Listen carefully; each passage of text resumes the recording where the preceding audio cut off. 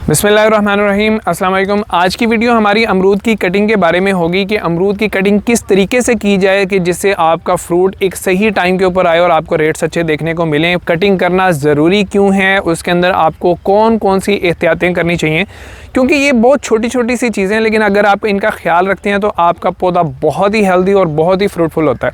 उसके अलावा आज की वीडियो के अंदर हम बात करेंगे कि कौन से महीने ऐसे हैं जिनके अंदर अगर आप कटिंग करते हैं तो आपको ज़्यादा बेहतर बेनिफिट्स मिलते हैं। कटिंग अमरूद की करना बहुत ज़्यादा ज़रूरी है, बल्कि अमरूद के अलावा भी जितने फ्रूट वाले दरख्त हैं, अगर आप उनकी कटिंग करते हैं तो आपके अंदाजे से बहुत ज़्यादा फल देते हैं।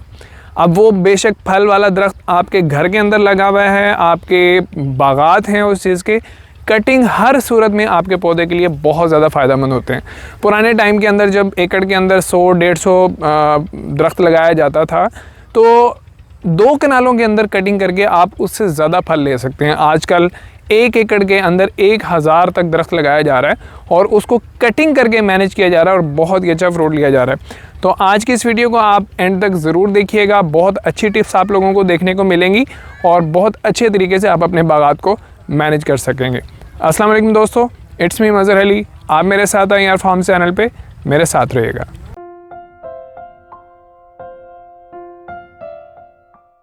तो सबसे पहले हम उस टूल के बारे में बात कर लेते हैं जिसके ज़रिए से आपको कटिंग करनी चाहिए। बड़ी बड़ी कैंचियाँ लेने की आपको कोई ज़्यादा ज़रूरत नहीं है। अगर आपका अमरूद का साइज़ ठीक है, ये कैंची है, ये तकरीबन 300 से लेके 400 तक अच्छी क्वालिटी की आपको मिल जाती है।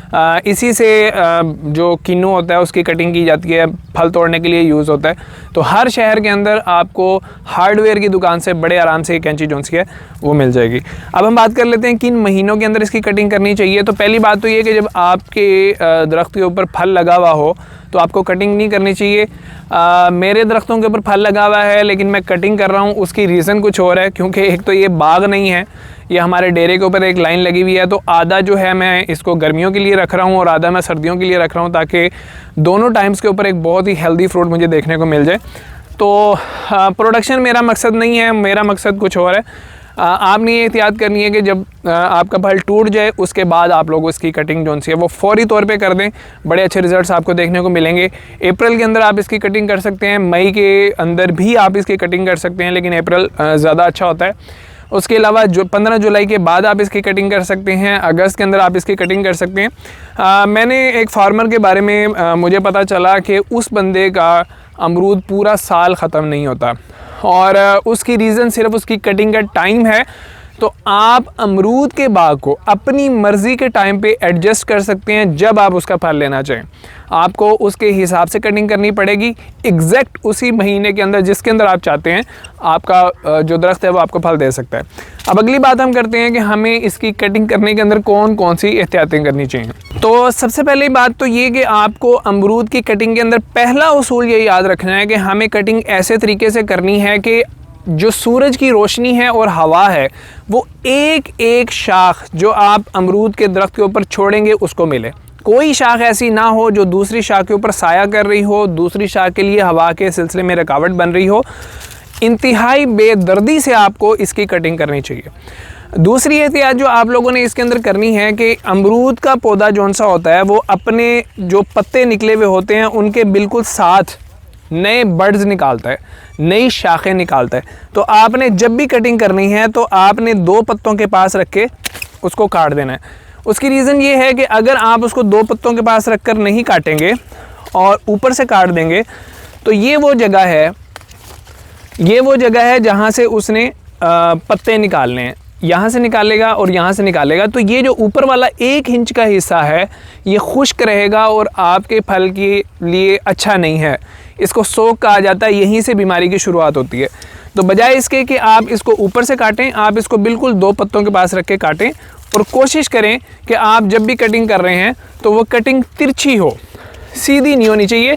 आप कैंची को इस रुख पर रखें और ऐसे काट दें, जिससे आपकी जो कटिंग है वो तिरछी होगी, सीधी नहीं होगी और पानी जो है वो यहाँ पे खड़े होने का चांस कम होगा, जिसकी वजह से फंगस के लगने के चांसेस जो से हैं वो बहुत ज़्यादा कम हो जाते हैं। आपने जब भी कोई नया बाग लगाया, मेरे प्लांट्स क्योंकि बहुत बड़े हो चुके हैं, आपने जब भी कोई नया बाग लगाना है तो आपकी जो मेन स्टैम्प है उससे आप लोगों ने कोशिश करनी है कि ये आपकी मेन स्टैम्प 1 हो। आप 1 भी रख सकते हैं, आप 4 भी रख सकते हैं। अब जैसे ये वाला दरख्त है, इसकी मैंने नीचे से ही 4 स्टेम्स रखी हैं, 1 2 3 4। और ये वाला जो दरख्त है इसकी मैंने नीचे से 1 स्टेम्प रखी है और ऊपर जाके फिर मैंने इसकी 4 स्टेम्प्स चलाई हैं, 1 2 3 4। 4 भी चला सकते हैं, 5 भी चला सकते हैं, 3 भी चला सकते हैं, जैसी आपकी मर्ज़ी।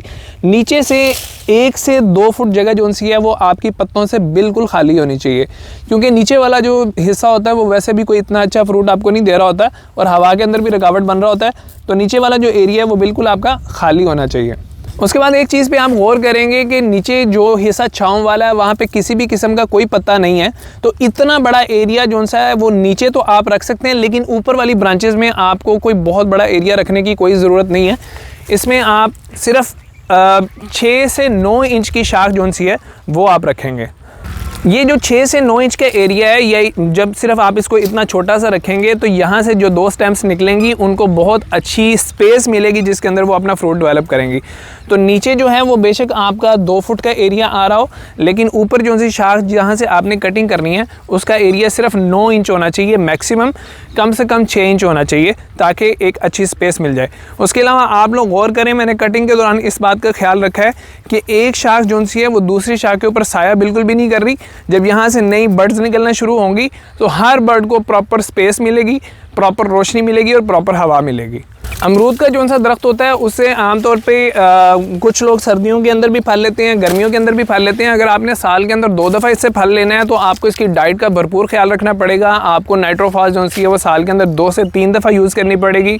आपको पोटाश जो सी है वो हर फल की तोड़ाई के बाद 1-1 बैग फी एकड़ देना पड़ेगा।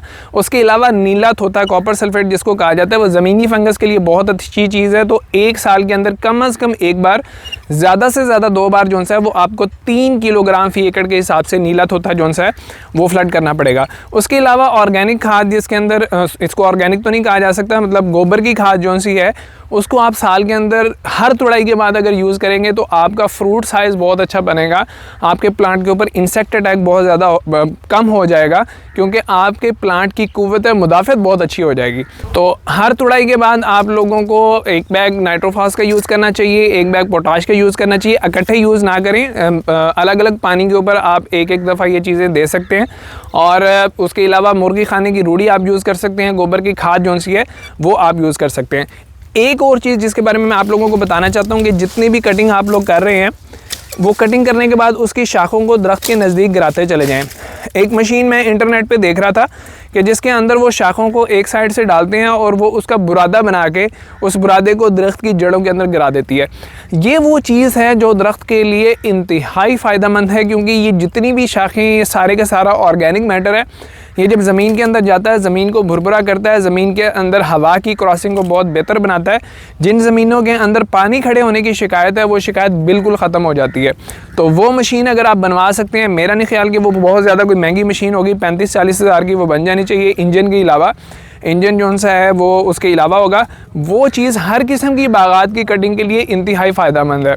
आप माल्टे के बागात की कटिंग कर रहे हैं, आप अमरूद के बागात की कटिंग कर रहे हैं, आप खजूर के बागात की कटिंग कर रहे हैं, तो इंतहाई मुफीद चीज़ है आपकी ज़मीनों के लिए एक लंबे टाइम के लिए। तो ये वो 3 पौधे हैं जिनकी मैंने कटिंग की है। उसके अलावा बाकी पौधों की भी इंशाल्लाह मैं कटिंग कर दूंगा। अगर आपके प्लांट्स बहुत ज़्यादा बड़े हैं, मतलब उनकी हाइट 8 फुट हो चुकी है, 10 फुट हो चुकी है और शाखें बहुत ज़्यादा मोटी हो चुकी हैं, तो फिर आपको घबराने की कोई ज़रूरत नहीं है। मैंने कटिंग करने के बाद मोटी शाखों के ऊपर भी पत्तों को निकलते हुए देखा है।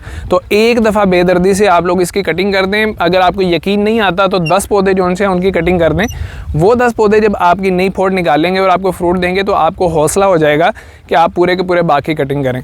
तो कटिंग बहुत ज़्यादा ज़रूरी है, इसके अलावा कोई चाराकार नहीं है। एक वो चीज़ जिससे आपको बहुत ज़्यादा फ़ायदा होगा कि जब आप कटिंग कंप्लीट कर लें तो कोई भी अच्छी फंजीसाइड जो सी है ना, जिसमें बायर कंपनी की इलीट हो गई, सिजेंटा की रिवर्स हो गई, उनका एक स्प्रे करवा दें ताकि ये जो जगह जहाँ पे हमने कटिंग की है यहाँ पे फंगस ना लग सके।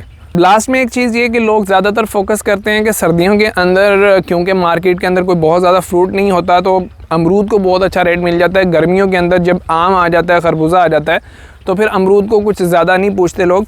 तो सर्दियों का फल जो सा है उसके ऊपर आपको बहुत ज़्यादा फोकस करना चाहिए। गर्मियों का फल जो सा है मिल जाए तो ठीक है, अगर आप उसको झाड़ भी देते हैं तो इतना फ़र्क नहीं पड़ता, उसका जो असर है वो सर्दी के फल के अंदर आप लोगों को नज़र आना शुरू हो जाता है। अगर साल में 2 दफ़ा आपने फल लेना है तो 2 दफ़ा आप कटिंग करेंगे, अगर 1 दफ़ा फल लेना है फिर 1 दफ़ा तो आप बहुत ज़्यादा कटिंग करेंगे, जैसी कटिंग मैंने अब की है। और एक कटिंग जब आपका फ्रूट आ जाएगा तो हल्की फुल्की सी जिन शाखों के ऊपर फल नहीं आया आप उनको काट दें, ताकि पौधे के ऊपर जो जायद बोझ है वो सारे का सारा जो सा है वो ख़त्म हो जाएगा। तो एंड के ऊपर मैं पॉइंट्स को दोबारा दोहरा देता हूँ कि आप लोगों ने एक तो 6 से 9 इंच के फासले पर इनको काट देना है। दूसरी चीज़ कि जहाँ पे 2 पत्ते निकले हुए हैं उस जगह से आप लोगों ने काटना है। और अगर एक चीज़ और, अगर 2 पत्ते नहीं निकले हुए तो तब भी शाख के ऊपर एक जगह पे आपको एक गांठ सी नज़र आती है, 2 निशान नज़र आते हैं। बड़ी शाख है तो वहाँ पे जाहिर बात है पत्ते नहीं होंगे, उस गांठ से, उस 2 शाखों वाले निशान से आप लोगों ने काटना है, क्योंकि वहीं से नए बड़ जो से हैं वो आपको निकलेंगे। और कोशिश करें कि इसको तिरछा काटें, अगर तिरछा नहीं कट रहा आपसे तो सीधा भी काट लेंगे, कोई इतना ज़्यादा फ़र्क नहीं पड़ता। सबसे अहम चीज़ ये है कि जो दरमियान वाली शाखें हैं, जो बिला वजह का रश जिन्होंने किया हुआ है, जो बिला वजह का साया कर रही हैं, उन शाखों को काटना बहुत ज़्यादा ज़रूरी है ताकि रोशनी पौधे के अंदर तक जाए, हवा जो सी है वो पौधे के अंदर तक जाए। इन चीज़ों का ख्याल रखें, खुराक का ख्याल रखें, इंशाल्लाह आपका बाग जो सा है वो बहुत अच्छा प्रॉफिट आपको देगा। कटिंग के बगैर हाई डेंसिटी के ऊपर